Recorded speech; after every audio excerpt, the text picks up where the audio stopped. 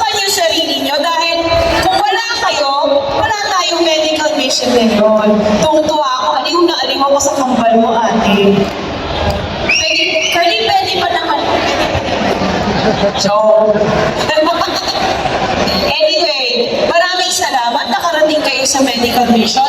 Tama yung sinabi ni Vice na gusto natin magkaroon ng ospital para sa mga senior. Okay po ba sa inyo yan? Yeah, yung nag-feedback ka. Okay po sa inyo, magkaroon kayo ng sariling ospital.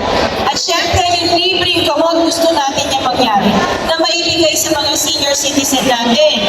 Yes, bukod doon, gusto natin ma-deliver. Kasi ibang city nagagawa na i-deliver ang gamot sa mga senior citizen. Tama mo ba? So gusto natin ma-deliver, hindi naman masama mong gaya. Basta galingan natin yung serbisyo at makarating ang serbisyo sa bawat Brasileño.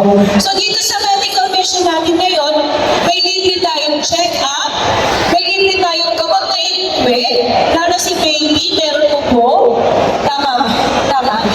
Pareho sila. Yan.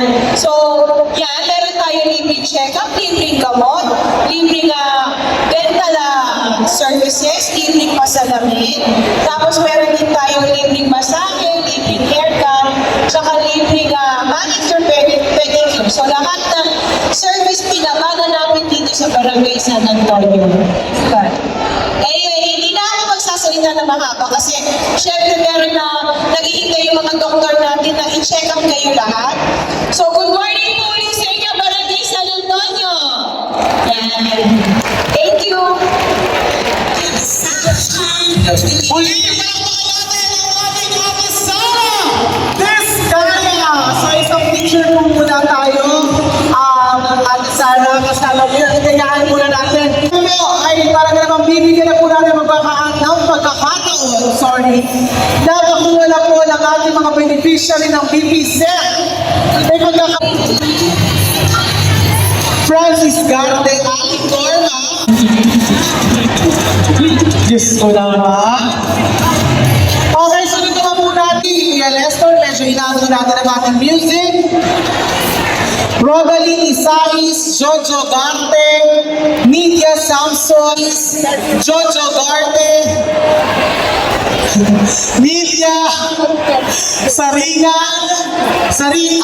Nidia Samson, Estelita Maingat, Roy Makahilig, Filipina Dabu, Brian Ligtas, Riza Lamote at Luisa Pakilinan. Heart sign po tayo, heart sign. Dahil dapat po, lagi may puso. Tawagin.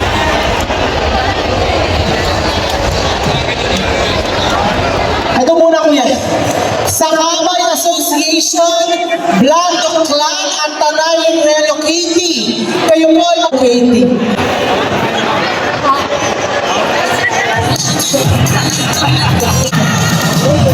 Okay, tinatawagan po natin ang sa Kamay Association, Blanco.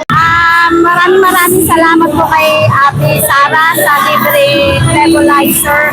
Malaking tulong po to para sa asawa ko na may asthma. Para kanino ba yan, ma'am? Para po sa asawa ko na may asthma po.